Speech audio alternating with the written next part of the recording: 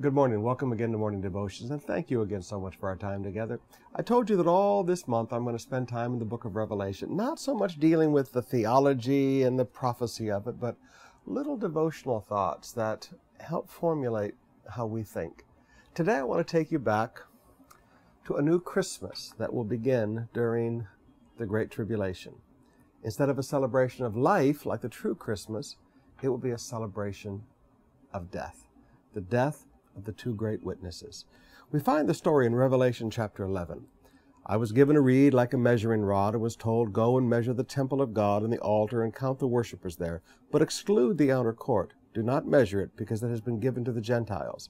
They will trample on the holy city for 42 months, and I will give power to my two witnesses, and they will prophesy for 1,260 days. These are the first 3.5 years of the tribulation. They will be clothed in sackcloth. These are the two olive trees and the two lampstands that stand before the Lord of the earth. If anyone tries to harm them, fire comes out of their mouths and devours their enemies. This is how anyone who wants to harm them must die. These men will have power to shut up the sky so that it will not rain during the time they are prophesying. They will have power to turn the waters into blood and strike the earth with every kind of plague as often as they want. Now when they have finished their testimony, the beast that comes up from the abyss, this is Satan, will attack them and overpower and kill them.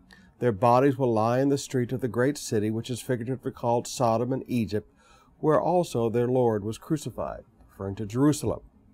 For 3.5 days, men from every people, tribe, language, and city will gaze upon their bodies and refuse them burial.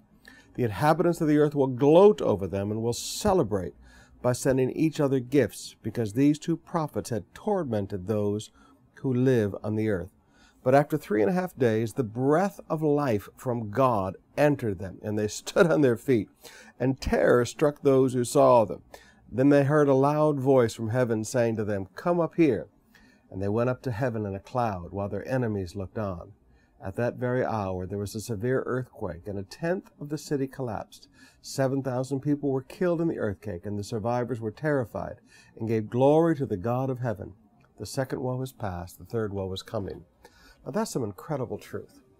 During the Great Tribulation, the gospel will continue to be preached. God is never without a witness. The Holy Spirit will still be here on this earth, still being poured out. One great witnessing for God will be the 144,000 Jewish evangelists that will cover the earth with their testimonies. But the most powerful testimony will come from the two witnesses, these two great men of God, that will function out of Israel, that will function out of the city of Jerusalem. And my goodness, these will be like the prophets of old. These will be like Moses, Elijah, and Elisha, all combined in the one. These men will have incredible power that God has entrusted to them, an incredible responsibility to be a witness for God in the earth. And they will be hated, like all the prophets before them. They will be hated.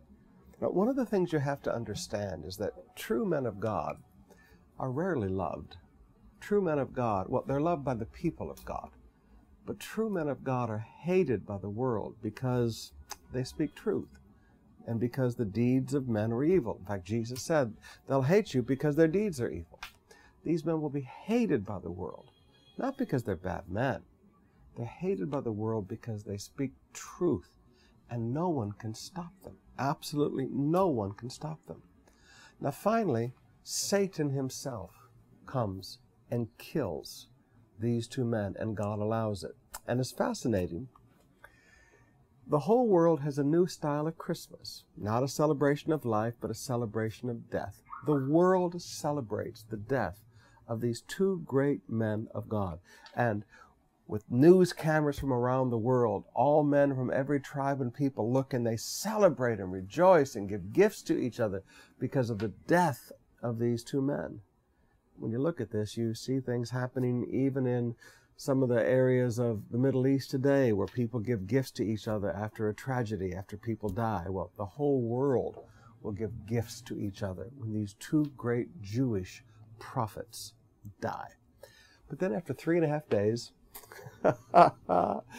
God raises them from the dead right on national television in front of the whole world and takes them up into heaven. What an incredible testimony to the people of Israel. To the people of Israel.